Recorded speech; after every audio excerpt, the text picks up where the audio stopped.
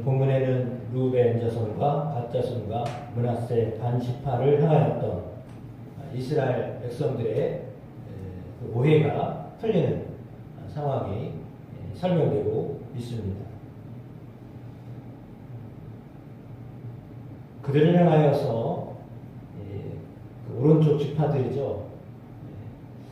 오른쪽 지파들이 이제 설득을 합니다. 우리가 제단을 쌓은 이유는 우리 후손들이 여호와와 무슨 관계가 있습니까? 라고 하였을 때에 우리도 이렇게 제단을 쌓고 여호와 하나님을 섬겼다 라고 하는 말을 하고자 합니다 라고 했습니다. 다른 신을 섬기려고 제단을 쌓은 것이 아니라 당신들이 믿는 하나님, 그러니까 가나안 땅에 오게 하셨던 하나님, 그 하나님을 우리도 믿고 있는데, 문제는 요단 강이 경계가 되어서 이편과 저편으로 갈라져 있었기 때문에 요단강을 건너가기 전에 정착한 우리에게 후손들이 묻기를 당신들은 왜 거기 있습니까? 거기서 무엇을 했습니까? 라고 물었을 때 우리 후손들이 또 대답을 해야 되지 않겠냐. 그때 우리도 너희와 똑같이 지역은 달라도 여호와 하나님을 섬겼다 라고 하는 말을 하게끔 하도록 우리는 오늘 제단을 쌓고 이곳에서 우리 자손들이 여호와 하나님을 섬기게 하고자 합니다 라고 하는 말을 명쾌하게 했습니다. 그리고 그것이 아니라면 우리를 구원하지 마시고 우리를 벌하시고 이렇게 하셔도 괜찮습니다 라고 하는 아주 확신 있는 대답을 하고 있습니다. 물론 어제도 며칠 전 말씀드렸던 것처럼 경계에 애매한 지역에 제단을 쌓았기 때문에 충분히 오해받을 만한 일을 했습니다. 그러나 그럼에도 불구하고 오늘 그들에게 그 제단을 쌓았던 동기, 목적이 무엇인가를 알렸을 때 가지고 있었던 그 분노, 오해, 것들이 풀리기 시작했습니다. 하나님을 섬기고자 하는 마음에서 비롯되었고 우리뿐만 아니라 우리의 후손들도 하나님을 섬기기를 원합니다 라고 하는 그런 정말 선한 목적을 가지고 제단을 쌓았기 때문에 이거는 어떤 시시비비를 가릴 만한 문제가 아니다. 더군다나 전쟁을 하여서 저들을 멸해야 되겠다라고 하는 그 가운데 있었던 그 분노심, 이런 마음들을 이제 다 내려놓아야 되겠다라고 하는 결단을 하게 됩니다. 이 말을 듣기 전에는 겉모습을 보고 매우 충격을 받았고 그 사이에 그들이 그렇게 하나님을 등지고 그 지역에 사는, 그 지역에 있었던 어떤 신을 섬기는 것 아닌가라고 하는 그런 불안한 마음이 있었던 것이 사실입니다. 그러나 그럼에도 불구하고 오늘 본문에 보면 번제나 소제나 다른 제사를 위하여 우리 하나님 여호와의 성막 앞에 있는 제단 외에 제단을 쌓음으로 여호와를 거역하거나 또 여호와를 따르는데 돌아서려는 것이 결단코 아니다 라고 하는 말을 29절에 분명히 하고 있습니다.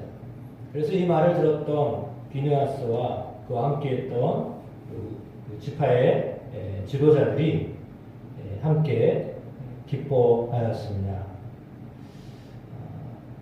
31절에는 심지어 이렇게 이야기합니다. 우리가 오늘 여호와께서 우리 중에 계신 줄을 아노니 이는 너희가 이 죄를 여호와께 범하지 아니하였음이니라. 너희가 이제 이스라엘 자손을 여호와의 손에서 건져내었느니라 라고 하였습니다. 이 말은 전쟁을 하게 되고 죽임을 당하게 되고 그렇다면 그것은 하나님의 뜻이 아니었기 때문입니다. 어떠한 지파도 낙오되면 그것은 하나님의 뜻이 아니었기 때문입니다. 그래서 하나님은 그들이 보존되기를 원하셨습니다. 그런데 그것을 잠시 망각하고 하나님이 하나님을 등진 것은 아닌가, 아주 정반대의 생각을 했습니다. 이치적으로 따지자면 전혀 다른 생각을 했습니다. 정반대의 생각을 하고 있었습니다.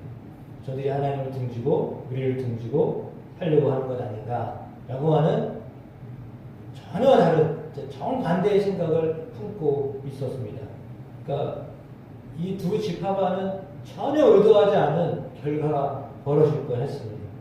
근데 하나님이 이렇게 그들로 하여금 먼저 듣게 하셨고, 그리고 충분히 들은 다음에 이해를 하였고 오히려 기쁜 마음으로 돌아가게 되었다. 오늘 본문은 그렇게 우리에게 말하고 있습니다. 그러므로 이 일이 이스라엘 자손을 즐겁게 하였다라고 말합니다. 분노에 가득 차서 찾아갔습니다. 그래서 따지고 심각해지면 전쟁도 불사할 판이었습니다. 그런데 오히려 즐겁게 돌아왔습니다. 그 자손들이 하나님을 찬송하고 루벤 자손과 갓 자손이 거주하는 땅에 가서 싸워 그것을 멸하자 하는 말을 다시는 하지 않았다라고 이렇게 말하고 있습니다. 오히려 이 제단은 여호와께서 하나님이 되시는 증거다라고까지 말했습니다. 이것이 하나님이 함께 하시는 것이다 라고 이렇게 고백하게 되었습니다. 우리의 삶 가운데 하나님은 이렇게 때로는 잘 알지 못하여서 생겨났던 그런 아픔들, 또 틀어졌던 잠시나마의 관계들, 또 분노에 가득 찼던 마음들, 이것들을 다 다시 회복시켜 주십니다. 그 안에서 즐겁게 하십니다. 그리고 하나님을 찬송하게 합니다. 오늘 본문에 그들이 그렇게 즐거워하고 하나님을 찬송하였다라고 했습니다. 물론 하나님의 이름으로 나아갔습니다. 하나님의 이름으로 그들의 분노를 어떻게 풀어내고자 했습니다. 그런데 그것이 잘못됐다는 것을 깨닫고 오히려 그 심령이, 그 마음이 즐겁게 되고 하나님을 찬송하는 그런 상황으로 하나님이 그들을 인도하셨습니다. 그리고 하나님이 함께 하신다, 하나님이 되신다, 여호와는 하나님이시다 라고 하는 그런 고백을 하게 하였습니다. 우리 안에 하나님은 이와 같은 일을 이루시는 분이심을 믿습니다. 하나님이 함께 하셔서 우리 가운데, 우리의 마음 가운데 잘못되어졌던 그런 부분들을 바로잡아 주시는 분이 하나님이심을 믿습니다. 하나님이 그렇게 바로잡아 주십니다. 하나님을 향하여서 섬기는 방법이 때로는 다를 수 있습니다. 오늘 루벤 지파, 갓 지파, 므낫세 반 지파, 그들이 하나님을 섬겼던 것이 제단을 다시 쌓는 것이었기 때문에 형식이 달라 보였습니다. 왜 굳이 실로에 제단이 있는데 자기들 마음대로 거기다 또 제단을 쌓냐라고 하는 그런 생각이 있었기 때문에, 그건 뭐냐면 신앙의 어떤 신앙의 형태가 다릅니다. 그것 때문에 오해를 한 거죠. 그러니까 당시로서는 그것이 합당한 생각은 맞는 것 같습니다. 왜냐하면 하나여야 되니까요. 하나의 제단에서 함께 제사를 드려야 되니까 그게 맞는 건 맞습니다. 근데 상황이 지금 그런 상황이 아니고 거기에 갈 수 없는 상황이 되다 보니까 별도의 제단을 지금 쌓게 되었는데, 거기서 이제 문제가 발생했죠. 그래서 말씀드렸던 것처럼 가기 전에 이런 얘기를 하고 우리가 제단을 하나 쌓는데 오해하지 말아라. 우리가 하나님 버린 거 아니고 여기서 잘 섬기려고 하는 거고 우리 자손들이 여호와를 잘 섬기게 하려고 제단을 쌓은 거다 라고 하는 그 선한 목적을 얘기했었다면 이런 오해까지는 있지 않았을 것인데, 근데 또 한편으로는 오히려 더 큰 기쁨이 그들 가운데 생겨났습니다. 그러니까 하나님이 하시는 일을 처음에는 참 힘들고 어렵게 했다가 힘들고 어려웠다가 그것을 회복시키시면 큰 즐거움을 받게 하시는 것이 하나님이 하시는 일입니다. 그러니까 하나님 하시는 일을 이렇게 보아야 합니다. 그러니까 이걸 안 되는 건가 봐. 이렇게 포기하지 말고 하나님의 역사하시는 것을 보는 은혜가, 만끽하는 은혜가 저와 여러분의 삶 가운데 일어나게 되기를 주의 이름으로 축복합니다. 그런 은혜들이 오늘 이스라엘에게 있었던 것처럼 우리의 삶 가운데, 이 나라 가운데 또한 있게 하실 것을 믿습니다. 개인적인 생각이지만 어제 이렇게 성탄절 예배를 드리면서 이렇게 여야 어떤 국회의원들이 제각각 예배를 드렸습니다. 보니까 다 예배를 드렸더라고요. 그래가지고 이 사람들이 다 예수 믿는 사람들이에요. 그렇게 싸워도 다 예수 믿는 사람들이에요. 성탄절에 가서 메시지 전하고 다 그랬어요. 그걸 보면서 분명히 예수 믿는 사람인데 생각이 다르고 그래가지고 그런 거거든요. 그러면 사실은 그렇다면 한 하나님을 믿고 예수님을 믿는 사람들인데 생각이 달라가지고 포용하면 좋은데 그게 어려운가 봅니다. 이념이라는 것이 참 사람을 갈라놓는 그 일을 하기 때문에 참 그 속에서 하나가 되게 한다는 게 참 어려울 것 같습니다. 근데 희한하게도 다 교회가 있어요. 성당에 가니까. 이게 아이러니한 문제. 정말 예수 그리스도 안에서 하나가 되게 하는 서로를 그래서 그랬구나, 그래서 이런 생각을 할 수 있구나 라고 하면 좋은데 거기까지 지금 발전이 안 되는 것 같아요.